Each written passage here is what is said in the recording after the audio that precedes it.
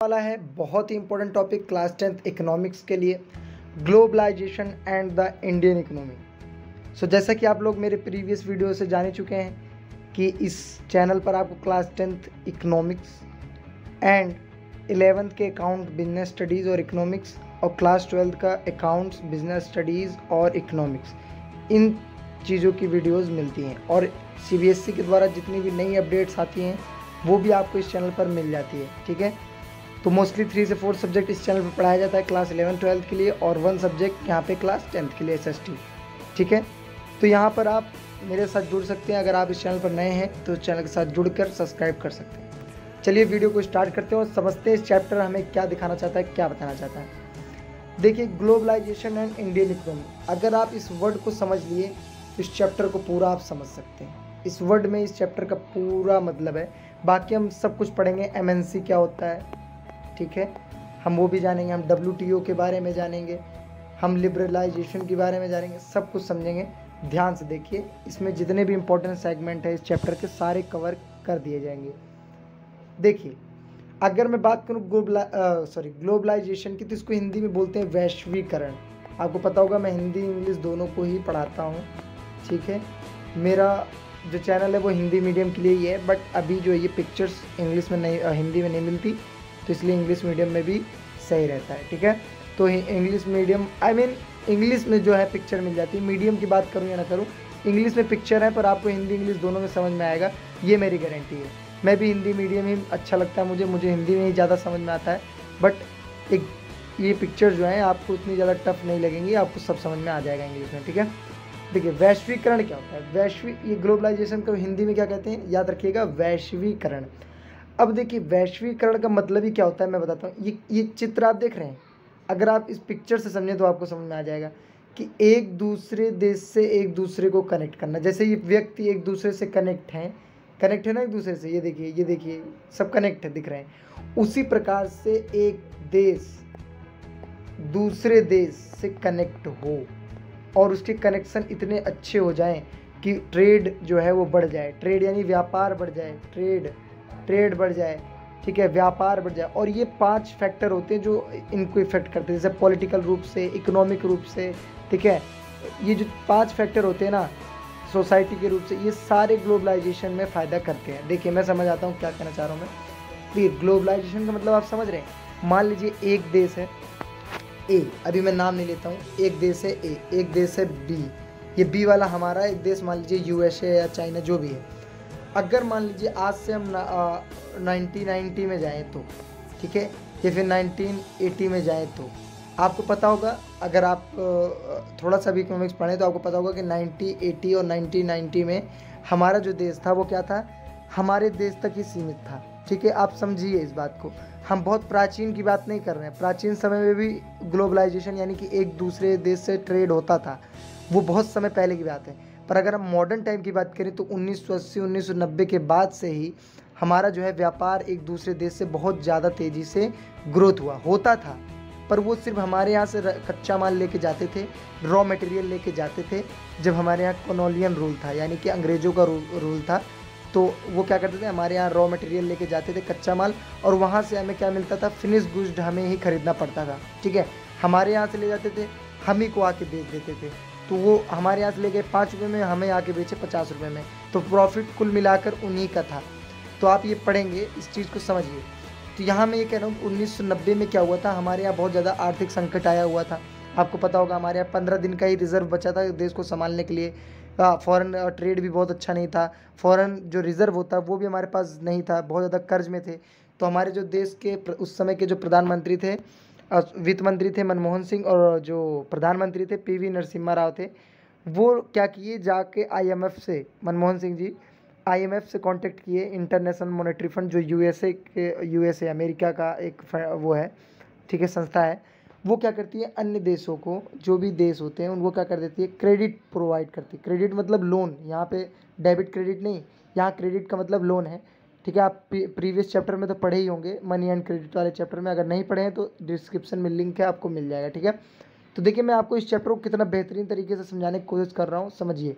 पहले आपको पास्ट में लेके जा रहा हूँ, फिर अभी आपको प्रेजेंट में लेकर आ जाएंगे। ठीक है, देखिए बात क्या है कि उस समय क्या हुआ, IMF से जब मदद मांगी हमारे देश के प्रधानमंत्री ने, तो उन्होंने एक शर्त रखी, बोली आपको ये चीज़ें करनी पड़ेंगी तभी हम आपको लोन देंगे। तो उन्होंने बहुत, उनको उस समय हमें लगा कि बहुत गलत कह रहे हैं, पर ठीक था। LPG, उन्होंने कहा LPG अपनाओ। अब यहाँ पे LPG मैं कई बार बोल चुका हूँ, LPG जो होता है वो, इसका मतलब ये नहीं होता गैस सिलेंडर जो LPG हम यूज़ करते हैं। LPG का मतलब है, इस चैप्टर में आप पढ़े होंगे, लिबरलाइजेशन, प्राइवेटाइजेशन एंड ग्लोबलाइजेशन। इसी ग्लोबलाइजेशन को हम पढ़ रहे हैं। अब आप बात समझ गए। ये चीज़ें आपको कोई नहीं बताएगा जितना मैंने बताया, आप जाके वीडियो देख लीजिएगा, आपको बहुत सारी वीडियोस मिल जाएंगी आई होप। बट आपको ये जो मैं इतना पास्ट समझा रहा हूँ बेहतरीन तरीके से, वो आपको जल्दी कहीं नहीं मिलेगा। देखिए ये जो ग्लोबलाइजेशन आया, अब आप समझ गए इंडियन इकोनॉमी में कैसे आया। ये LPG के द्वारा आया, जब 1991 में, कब आया, 1991 में। 1990 में आर्थिक संकट था, 1991 में ये चीज़ें लागू की गई हमारे देश में, जिसको हम नेप भी बोलते हैं, नेप। देखिए समझिए, NEP, NEP new economic policy द्वारा LPG का क्या हुआ, रेगुलेशन आया, यानी एक्ट आया, और ये हमारे यहाँ लागू हो गया। उसी में से एक चीज़ अभी हम पढ़ रहे हैं, क्या, ग्लोबलाइजेशन। अभी हम पढ़ेंगे लिबरलाइजेशन। इस चैप्टर में प्राइवेटाइजेशन की बात नहीं की गई है, ठीक है, इसलिए हम उसको नहीं डिस्कस करेंगे। बाकी हम यहाँ ग्लोबलाइजेशन और लिबरलाइजेशन के बारे में पढ़ेंगे। लिबरलाइजेशन को हिंदी में कहते हैं उदारीकरण, और ग्लोबलाइजेशन को हिंदी में कहते हैं वैश्वीकरण, ठीक है। चलिए आगे बढ़ते हैं, अब आगे देखते हैं, इस चैप्टर के महत्व को समझते हैं। देखिए क्या होता है ग्लोबलाइजेशन। तो ग्लोबलाइजेशन का ये डिफिनेशन थोड़ा सा आप देख लीजिए, the process of rapid integration of interconnection between countries. अभी मैंने आपको बता दिया, आप अपने माइंड में बस फ्रेंड्स, स्टूडेंट्स, ये रख लीजिए, ग्लोबलाइजेशन का मतलब, ज़्यादा आपको कुछ सोचने की जरूरत नहीं है, एक देश से दूसरे देश के आर्थिक, सामाजिक, मतलब पॉलिटिकल रूप से हर एक चीज़ के संबंध को बेहतर बनाना। जिस प्रकार से अभी हम आप देख रहे हैं, हमारा देश जो है इंडिया, भारत, ठीक है, किस प्रकार से एक दूसरे देश से हमारा इंटरकनेक्शन इतना अच्छा हो रहा है, मोदी जी कितना अच्छा कार्य कर रहे हैं, ठीक है। आप जैसे कि देख सकते हैं G20 हो गया, अन्य कई ऐसे पॉलिसीज़ हैं जो हमारे देश को दूसरे देश से अच्छे व्यापार के लिए अच्छा कर रही हैं। आप देख सकते हैं सऊदी अरब से हमारे ऑयल के रिलेशंस इतने अच्छे चल रहे हैं। तो आप समझ सकते हैं कि हमारा जो देश है, अब थोड़ा ग्रोथ, जो GDP ग्रोथ है वो बहुत अच्छे से हो रही है। तो देखिए मैं आपको बढ़िया से इस चैप्टर का मतलब समझाना चाह रहा हूँ। ये चैप्टर जो कह रहा है आपको कि भैया हमारा जो देश है ना, ये ग्लोबलाइजेशन के रूप में विकसित हुआ। अब ये ग्लोबलाइजेशन से फ़ायदा क्या होता है वो तो मैं आपको समझाऊंगा, वो मैं आपको समझा ही रहा हूँ। ग्लोबलाइजेशन क्या होता है वो भी हमने समझ लिया। अब ग्लोबलाइजेशन बढ़ता कैसे है, ग्लोबलाइजेशन के क्या फ़ायदे हैं, वो हम थोड़ा विस्तार से और अभी समझेंगे। चिंता मत करिए, इस चैप्टर को अगर आपने मेरे से पढ़ लिया पूरा, तो गारंटी है कि आप जब चैप्टर उठा के पढ़ेंगे तो आपको समझ में सब आ जाएगा। देखिए लाइन बाय लाइन मैं बुक से कवर नहीं कर रहा हूँ, ये आई नो दैट, बट जो मैं आपको इस चित्र के द्वारा एक कुछ पिक्चर्स के द्वारा नोट्स की तरह पढ़ा दे रहा हूँ ना, ये आपको हमेशा याद रहेगा। चलिए समझते हैं ये क्या कह रहा है। ग्लोबलाइजेशन क्या कह रहा है, रैपिड यानी बहुत फास्ट इंटीग्रेशन, इंटरकनेक्शन, एक दूसरे देश, बिटवीन कंट्रीज, यानी एक देश से दूसरे देश के संबंध को मजबूत करना ही क्या कहलाता है, ग्लोबलाइजेशन कहलाता है। और ख़ासकर इसमें माना जाता है ट्रेड को।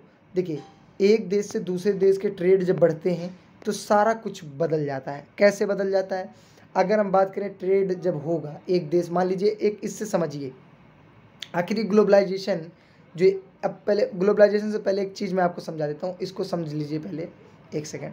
हाँ, ये कह रहा है कि create movement of goods, services, investment, technology. कह रहा है जब ग्लोबलाइजेशन बढ़ता है तो क्या क्या मूवमेंट होता है, गुड्स का लेन देन बढ़ता है, सर्विसेज का लेन देन बहुत तेज़ी से होता है, इन्वेस्टमेंट बढ़ता है, टेक्नोलॉजी एक दूसरे में शेयर होती है। मान लीजिए इन्वेस्टमेंट, अब यही इन्वेस्टमेंट को उठाकर मैं ले चलता हूँ आपको MNC पे। आपने इस चैप्टर में पढ़ा होगा MNC। तो MNC क्या होता है, हम चलिए विस्तार समझते हैं दोस्तों। देखिए इस पिक्चर में आपको आई होप सही से नहीं दिख रहा होगा, साफ नहीं दिख रहा होगा, आई नो दैट, बस थोड़ा सा हम क्या करते हैं समझ लेते हैं, ठीक है। पिक्चर बहुत ढूंढ रहा था यार, विदाउट कॉपीराइट मिल ही नहीं रहा था MNC का, ठीक है। तो MNC जो होता है ये क्या होता है, देखिए इसका फुल फॉर्म होता है मल्टीनेशनल कंपनीज, ठीक है, मल्टीनेशनल कंपनीज, या फिर आप कह सकते हैं मल्टीनेशनल कंपनीज कॉरपोरेट, ओके। अब यहाँ पे हम देखते हैं company that corporate production in many countries including its home country. समझ रहे हैं आप, ये ऐसी कंपनीज होती हैं जो अपने मतलब जब मान लीजिए ऐसे समझिए यूएसए की कंपनी है, ऐसे समझ लीजिए ज़्यादा अच्छा रहेगा आपके लिए। मान लीजिए यूएसए की कंपनी है, ठीक है, वो आईफोन बनाती है, पता ही होगा आपको, आईफोन बनाती है। बट क्या वो आईफोन वहीं अपने यूएसए में बनाती है? नहीं बनाती है। क्यों नहीं बनाती है? इसके पीछे का कारण आप जब बुक पढ़ेंगे तो आपको मिलेगा कि वहाँ पे जो है लेबर कोस्ट ज़्यादा है। आपको पता होना चाहिए लेबर कोस्ट क्या है, बहुत ज़्यादा है। तो अगर वो लेबर कोस्ट, अगर एक बात बताइए, आप 10 रुपये का कोई चीज़ खरीद के लाते हैं और 20 रुपये आप उसकी मतलब मेकिंग कोस्ट देते हैं जो लेबर लगे हुए हैं, ठीक है। 10 रुपये का आप लेके आए, 10 रुपये आपका लग गया मशीन में, मतलब रॉ मटेरियल वगैरह, ऐसे समझिए रॉ मटेरियल आप 10 रुपये का लाए और 20 रुपये लग गए आपके अपने वर्कर को देने में, ठीक है। कुल मिलाकर आपको कितना का हो गया? 30 रुपये का। अब आप उसमें जीएसटी जोड़ेंगे, मान लीजिए 40 रुपये का टैक्स जोड़ेंगे, मतलब वही टैक्स जीएसटी 40 रुपये हो गया। अब आप 40 में बेच रहे हैं तो भाई साहब 40 में बेच रहे हो तो क्या हो गया? महंगा महंगा बिकेगा, तो लेने का चांस लोगों का कम हो गया। ये मैंने छोटी चीज़ बताई। अब आईफोन तो 10 रुपये 20 रुपये का बिकता नहीं है, उसकी कॉस्ट भी ज़्यादा लगती है बनाने की, और उसके जो इंक्यूमेंट्स हैं वो भी थोड़ा महंगे हैं। तो अब ऐसे समझिए यूएसए जो है वो क्या करती है, चाइना में प्रोडक्शन कराती है, क्योंकि चाइना का क्या है, लेबर कॉस्ट सस्ता होता है। तो वह क्या करती है, चाइना में क्या करती है, प्रोडक्शन कराती है। उसके बाद जब चाइना में प्रोडक्शन हो जाता है तो वो क्या करती है, अन्य देशों में असेंबल होता है।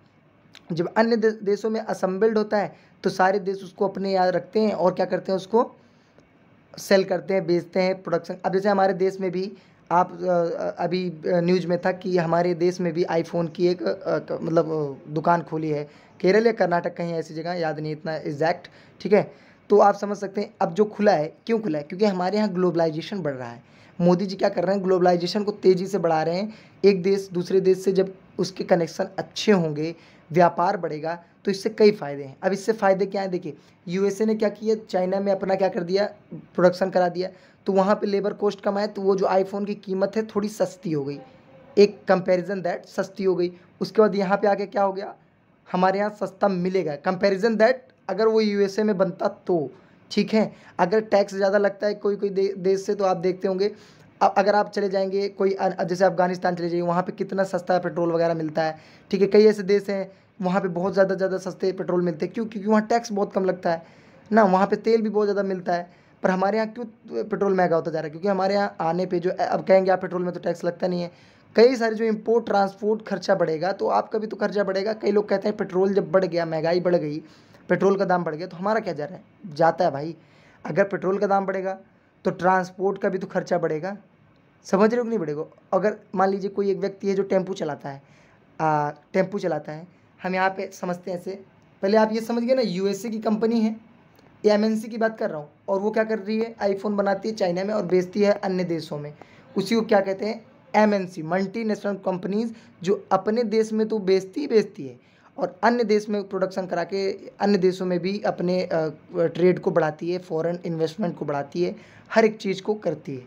चलिए अब एक मान लीजिए ऐसे समझिए, कुलिंदर नाम का एक लड़का है, कुलिंदर नाम का एक लड़का है, वो क्या करता है, ऑटो चलाता है। हम यहाँ पे ऐसे ले लेते हैं, ऑटो चलाता है, ऑटो चला रहा है वो, तो वो जब जाएगा, मान लीजिए पेट्रोल वो अपने उसमें भरा रहा है, तो जब फिल कराएगा पेट्रोल को, तो वो क्या करेगा, मान लीजिए 300 रुपये देता है, एक अंदाज़ा। सीएनजी का दाम अभी आप देखेंगे टैंक फुल करने का 300 350 है, पर मैं पेट्रोल का मानता हूँ 100 रुपीज़, ठीक है। 100 रुपीज़ हम ले लेते हैं, अभी पेट्रोल का दाम चल रहा है, हम मान के चलते हैं, मुझे एग्जैक्ट नहीं पता है, ठीक है। 100 रुपये हम मान लेते हैं, गया वो फिल करा लिया 100 रुपये का, तो जाहिर सी बात है वो 100 रुपये के हिसाब से अभी किराया चलेगा ना।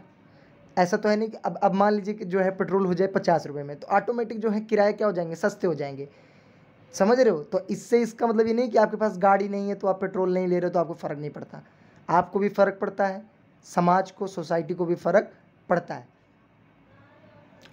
जैसे कि एक अगर नशेड़ी हो जाए एक दूसरे के घर में, हमारे आसपास मान लीजिए समाज में कोई नशेड़ी व्यक्ति है या फिर कोई अल्कोहलिक व्यक्ति है, अगर वो नशा करता है तो कई लोग कहते हैं हमारा क्या जा रहा है, अरे उसका बेटा बेकार हो रहा है। अरे भाई मान लो, चलो ठीक है, तुम बोल नहीं सकते पर ये भी मत कहो, ठीक है, तुम अगर उसको रोक नहीं सकते तो ये भी मत कहो कि कुछ नहीं जाता है, क्योंकि आपकी ही बहन बेटी जब जाएंगी बाहर से गुजरेंगी तो उन्हीं को वो छेड़ेगा, या फिर ऐसे कई कहीं किसी का मर्डर कर देगा नशे में, या फिर खुद अपना ही मर्डर कर लेगा, ठीक है, अपनी ही नस काट लेगा। तो समझ रहे हो, इससे कभी भी किसी के बेकार होने से किसी एक व्यक्ति को फ़र्क नहीं पड़ता, अगर उसके आसपास के एनवायरनमेंट को भी इफेक्ट पड़ता है, ठीक है। तो इतना मैं ज्ञान देने की जरूरत नहीं है। चलिए मैं आप टॉपिक पे आ जाता हूँ।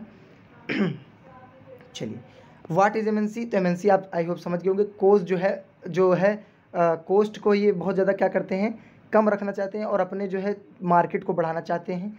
Cheap skilled and unskilled labour, क्या कह रहा है, चीप यानी सस्ता लेबर को पाना, और अनस्किल्ड भी होंगे चल जाएगा, बट क्या होने चाहिए, काम बढ़िया उनको आना चाहिए। अब यहाँ पे क्या कह रहा है, सुटेबल गवर्नमेंट पॉलिसीज़, और ये वहीं पे खोलते हैं एमएनसी कंपनीज, ज़्यादातर वहीं होती हैं जहाँ पे गवर्नमेंट पॉलिसीज़ बहुत मतलब ठीक हों, ज़्यादा उन पर दबाव ना पड़े। देखिए मान लीजिए कोई यूएसए की कंपनी है, वो आ रही है भारत में खोलना चाहती है कंपनी, ठीक है। अब गवर्नमेंट पॉलिसी ऐसी है कि भैया 1 लाख रुपये मुझे महीना देना ही देना पड़ेगा, 10 लाख देना ही देना पड़ेगा, तो भाई वो खोलने में थोड़ा अतराएंगे। अब मान लीजिए 10,000 देना पड़ेगा, तो वो कंपनी खोलने को राजी हो जाएगी, क्योंकि उसके प्रॉफिट अगर वहाँ पे अच्छा है, मार्केट अगर अच्छा है, तो वो खोलने के लिए राजी हो जाएगी, ठीक है। तो आई होप आप इसको बेहतर तरीके से समझ गए होंगे। मैं थोड़ा वीडियो लॉन्ग बना रहा हूँ, आई होप, सॉरी मतलब आई नो, बट आपको समझाना मेरा मेन उद्देश्य ये है कि इस चैप्टर में आप जब पढ़ें, जब आप बुक उठा के पढ़ें, तो ये जो मेरी बातें आपको पूरा टैकल करें, मतलब क्लिक कर जाएं आपके दिमाग में, ठीक है। चलिए आगे बढ़ते हैं और एक चीज़ समझते हैं कि लिबरलाइजेशन क्या होता है। अब देखिए ये जो गवर्नमेंट पॉलिसीज़, इसी से, अब देखिए एक एक वर्ड है, गवर्नमेंट पॉलिसी कब अच्छी होगी, कब से अच्छी हो गई हमारे भारत में, उस चीज़ को भी हम समझ लेते हैं। अब देखते हैं इम्पैक्ट ऑफ ग्लोबलाइजेशन। लिबरलाइजेशन अभी पढ़ेंगे, पहले हम देख लेते हैं इम्पैक्ट ऑफ ग्लोबलाइजेशन। तो इम्पैक्ट क्या पड़ता है ग्लोबलाइजेशन से, देखिए ग्रेटर चॉइस ऑफ गुड्स, कई, अब मान लीजिए ग्रेटर चॉइस ऑफ गुड्स का मतलब क्या है, मान लीजिए आज से हम 1990 में जाए, बहुत अच्छा उदाहरण है ये, 1990 में जाएं अगर हम, तो हम देखेंगे कि हमारे यहाँ कई ऐसे खिलौने, जो प्लास्टिक के खिलौने थे, वो इतने नहीं होते थे। अगर होते थे तो हमारा देश स्वयं उसको प्रोड्यूस करता था, जिसके कॉस्ट बहुत ज़्यादा हाई होते थे उस समय के हिसाब से। अभी भी हम देखेंगे हमारे यहाँ जो वस्तु बनती है वो क्या होती है, बहुत ज़्यादा कॉस्टफुल होती है, मतलब महंगी होती है। पर अगर हम बात करें चाइना द्वारा कोई सामान आता है तो वो क्यों सस्ता होता है, क्यों, क्योंकि वहाँ का, मैंने क्या बताया आपको, एक तो वहाँ पे रॉ मटेरियल बहुत ज़्यादा उपलब्ध हो जाता है, और वहाँ पे लेबर कॉस्ट क्या होता है, बहुत ज़्यादा कम होता है, ठीक है। तो अब यहाँ देखते हैं, अरे भाई जीडीपी पे नंबर 1 पे चलती है, सेकंड नंबर पे जीडीपी पे है चाइना, ठीक है।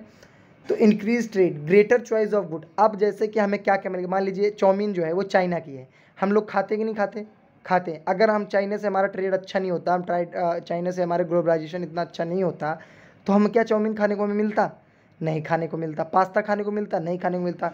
ये जितने भी बकवास खाने होते हैं, जंक फूड वगैरह मिलता, नहीं मिलता ना, वो भी तो चाहिए। और हमारे यहाँ जो बढ़िया बढ़िया चीज़ें, सेवई हो गई, ठीक है, ये सब उनके यहाँ खाई जाती है, तो ठीक है। तो आप समझ रहे हो, समझिए इस बात को कि चाइना जो है वो क्या करता है, हमारे यहाँ जितने भी चाइना के ऐप हैं, हमारे यहाँ का एल्गोरिथम कैसा है, ये उछलना कूदना डांस वगैरह यही सब दिखाया जाता है। पर चाइना का एल्गोरिथम कैसा है आपको पता है, चाइना का एल्गोरिथम में कभी आपको ऊटपटांग चीज़ें नहीं दिखती हैं। मतलब मैं आपको बता रहा हूँ, वहाँ की वीडियोज़ वो ज़्यादातर साइंटिफिक वीडियोज़ या फिर अपनी तरीके से अच्छी वीडियोज़ दिखाने की कोशिश करते हैं, जिससे वहाँ की जो है नॉलेज बढ़े, वहाँ के स्किल डेवलप हो।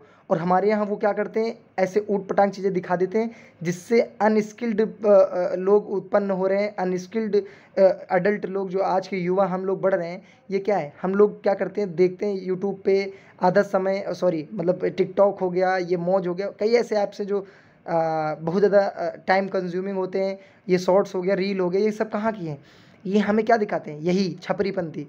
और वो क्या करते हैं, वहाँ के आप जाके देखेंगे ना, वहाँ के जो हैं वो, उनको ये नहीं दिखता, वो साइंटिफिक चीज़ें देखते हैं, उनके यहाँ साइंटिफिक एल्गोरिथम है। समझिए मैं क्या कहूँ, इससे हमारे देश की जीडीपी बहुत ज़्यादा लो हो रही है, क्योंकि जो हमारे यहाँ का क्या बोलते हैं उसको, वर्क फोर्स है, वो कम होता जा रहा है, और हमारे यहाँ की जीडीपी भी लो हो रही है। ये करंट की बात है और बहुत ही इंपॉर्टेंट बात है, आप समझें।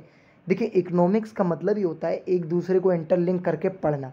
अगर आप इकोनॉमिक्स को रट्टा मारने के सोच रहे हैं कि बस मैं वर्ड याद कर लूँगा, तो कभी आप याद नहीं कर पाएंगे। इसके कॉन्सेप्ट अगर आपके पास क्लियर होंगे तो आप बहुत बेहतर तरीके से चैप्टर सारे कर सकते हैं। तो देख रहे हैं, आपको कई वस्तु का लेन देन पता चला, खाने को मिला, तो ये हो गया ग्रेटर चॉइस ऑफ गुड। मतलब आपको पार्ले बिस्कुट खाने का मन नहीं है तो कोई चाइना का बिस्कुट खा लो, ठीक है।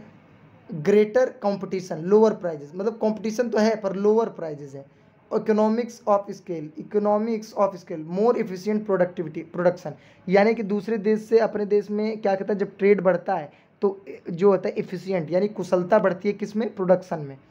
इंक्रीज कैपिटल लेबर मोबिलिटी, मतलब लेबर मोबिलिटी समझ रहे ना, वही कि लेबर का जो है कॉस्ट कम पड़ता है, इंक्रीज कैपिटल मतलब पूंजी बढ़ जाती है। उसके बाद ये क्या है, मोनोपोली, क्या कह रहा है, monopoly power of multinationals. Monopoly मतलब एकाधिकार, समझ रहे, मान लीजिए अमेरिका की कोई कंपनी है यूएसए की, हमारे देश में एफडीआई करती है। एफडीआई आप समझते हैं ना, foreign direct investment. Foreign direct investment मतलब क्या होता है, हम कोई यूएसए की कंपनी हमारे देश में आकर अपना एक दुकान खोल देती है, अपनी एक कंपनी खोल देती है, उसको क्या कहेंगे, फॉरेन डायरेक्ट इन्वेस्टमेंट कहेंगे। ठीक है, तो हमारे देश में जितना ही फॉरेन डायरेक्ट इन्वेस्टमेंट आएगा, अब देखिए थोड़ा सा मैं आपको बता दूं इन्वेस्टमेंट आने से क्या फ़ायदा होता है। देखो आप लोग सोच रहे होंगे ना इन्वेस्टमेंट बार बार कह रहे हैं, बता नहीं रहे। इन्वेस्टमेंट का मतलब भैया आने से क्या होगा, आप समझिए मेरे फ्रेंड्स। इन्वेस्टमेंट जब आएगी आपके देश में तो कंपनी खुलेगी। अब यूएसए से तो लेकर आएगा नहीं कोई बनाने के लिए, हमारे भारत के ही लेबर जाएंगे, ठीक है, हमारे भारत के इंजीनियर जाएंगे, हमारे भारत का ही जो है मटेरियल यूज़ होगा, हमारे भारत के ही हर एक चीज़ें उपयोग होंगी, तो क्या होगा, समझ आया, मज़ा आया। तो हमारे यहाँ के जो है रोज़गार बढ़ेगा, क्या बढ़ेगा, रोज़गार बढ़ेगा। पहली बात तो अनएम्प्लॉयमेंट कम होगा। दूसरी बात, हमारे यहाँ की जो वस्तुएं उनको खरीदेंगे तो इनकम भी बढ़ेगी, ठीक है, नेशनल इनकम बढ़ेगी, डिमांड बढ़ती है, और जब डिमांड बढ़ती है तो इन्फ्लेशन आता है, इन्फ्लेशन आता है तो रोज़गार बढ़ता है। हर एक चीज़ को समझिए। तो इन्वेस्टमेंट जब दूसरे देश में बढ़ता है तो क्या होता है, मान लीजिए यूएसए की कोई कंपनी हमारे भारत में आके खोलेगी जब, तो उसके लिए तो उसको बनाने के लिए भी तो समय चाहिए, लेबर चाहिए, हर एक चीज़ चाहिए, तो रोज़गार बढ़ेगा, लेबर कॉस्ट बढ़ेगा, हर एक चीज़ जो है बढ़ेगा, तो लोगों की आय में वृद्धि होगी। ठीक है, हमारे यहाँ संसाधनों का अच्छे से उपयोग होगा। चीज़ को समझिए, ओके। उसके बाद क्या कह रहा है, अनएम्प्लॉयमेंट स्ट्रक्चर, देखिए अनएम्प्लॉयमेंट को कम करेगा, देखिए मैंने कहा ना फ्रॉम सिटिंग सेक्टर्स। उसके बाद टैक्स अवॉइडेंस, बहुत ज़्यादा टैक्स को कम लगेगा, तभी तो दूसरे देश में आ रहा है। मल्टीनेशनल कंपनीज क्या है, उसी देश में जाएंगी जहाँ गवर्नमेंट पॉलिसीज अच्छी होंगी। ओके, आगे देख लेते हैं एक चीज़ और जो मैं बार बार आपको कह रहा हूँ, लिबरलाइजेशन क्या होता है, उसके मेरिट्स डिमेरिट्स समझ लेते हैं। अगर आप देखेंगे तो जो मैंने आपको बताया कि 1991 में 3 चीज़ें लाई गई, लिबरलाइजेशन, प्राइवेटाइजेशन एंड ग्लोबलाइजेशन। तो इस चैप्टर में हमने क्या पढ़ लिया मेरे भाइयों, ग्लोबलाइजेशन, इंडियन इकोनॉमी। तो मैंने आपको इसीलिए क्या किया, ग्लोबलाइजेशन को इंडियन इकोनॉमी से कनेक्ट करके इस चैप्टर में जितनी बातें कही गई हैं सब बता डाला हूँ, वो भी बहुत ही ईजिली तरीके से, बहुत ही बेहतर तरीके से। अगर इस वीडियो को किसी ने देख लिया होगा तो आई होप उसको डाउट तो नहीं होगा, अगर उसके अंदर थोड़ा सा भी इकोनॉमिक्स की समझ है। ठीक है, अब आगे देख लेते हैं लिबरलाइजेशन को। ये जो मैंने आपको बताया था लिबरलाइजेशन क्या होता है, इस चीज़ को समझ लेते हैं। ठीक है, देखिए लिबरलाइजेशन, ओके। चलिए, अगर हम देखें इम्पैक्ट ऑफ लिबरलाइजेशन, इसमें क्या कर रहे हैं, इम्पैक्ट ऑफ, पहले हम समझ तो लें लिबरलाइजेशन का मतलब क्या होता है, उसके बाद हम समझेंगे ना इम्पैक्ट क्या पड़ा है। तो देखो जो अभी मैंने आपको बताया ना, ग्लोबलाइजेशन वाला जो आपका चैप्टर है, ये क्या है, मैंने बता दिया आपको, एलपीजी से उठाया गया, यानी ये जी वाला वर्ड उठा के क्या बना दिया गया, एक आपका चैप्टर बना दिया गया क्लास 10th में, जिससे आप ये समझ सकें कि आखिर एक देश से दूसरे देश से व्यापार करने में क्या फ़ायदा होता है, एमएनसी कंपनीज़ क्या होती हैं, डब्ल्यूटीओ का क्या रोल होता है ये ट्रेड में, वो भी हम समझेंगे। ये चीज़ें आप समझ गए। अब यहाँ पे हम देखेंगे इम्पैक्ट ऑफ लिबरलाइजेशन पर। लिबरलाइजेशन का मतलब होता क्या है, इसको हिंदी में बोलते हैं उदारीकरण, ठीक है, उदारीकरण। ओके, ये क्या किया गया, सरकार को जो 3 बातें कही गई थी मैंने आपको बताया था, LPG, liberalisation, privatisation and globalisation. Globalisation तो हमने विस्तार से समझ लिया, प्राइवेटाइजेशन इसमें है ही नहीं, लिबरलाइजेशन क्या था, उदारीकरण। अब आप समझिए इसको क्या था। पहले क्या होता था, जो भी प्राइवेट सेक्टर कंपनियां होती थी उनको जो भी उत्पादन करना होता था तो उनको क्या लेना होता था, लाइसेंस लेना होता था, और हर एक जगह पे लाइसेंस लेना होता था। अगर आपको इतना प्रोडक्शन करना है लाइसेंस लो, आपको ये करना है लाइसेंस लो। कोटा लगा होता था, कोटा मतलब समझ रहे, आप इतना ही सिर्फ इंपोर्ट कर सकते हैं, इतना ही एक्सपोर्ट कर सकते हैं, वो भी ठीक है, उसको क्या कहते थे, कोटा कहते थे। टैरिफ लगा होता था, टैरिफ मतलब जो है निर्यात पे बहुत ज़्यादा क्या लगता था, टैक्स लगता था। इससे क्या होता था, हमारे देश की जो उपभोक्ता हैं, जो भी हमारे देश के प्रोडक्शन है, उनको बचाने के लिए ये किया गया था। ये 1990 की बात बता रहा हूँ मैं। पर 1991 में क्या ला दिया गया, लिबरलाइजेशन ला दिया गया, यानी 3 से 4 सेक्टर को छोड़कर, जैसे कि हम बात करें, अगर आपके एल्कोहल में आपको देखिए लेना पड़ता है लाइसेंस अगर आपको दुकान खोलनी है। अगर आप ऊर्जा से रिलेटेड, जैसे कि परमाणु ऊर्जा से रिलेटेड कोई कार्य करना चाहते हैं, उसमें भी लाइसेंस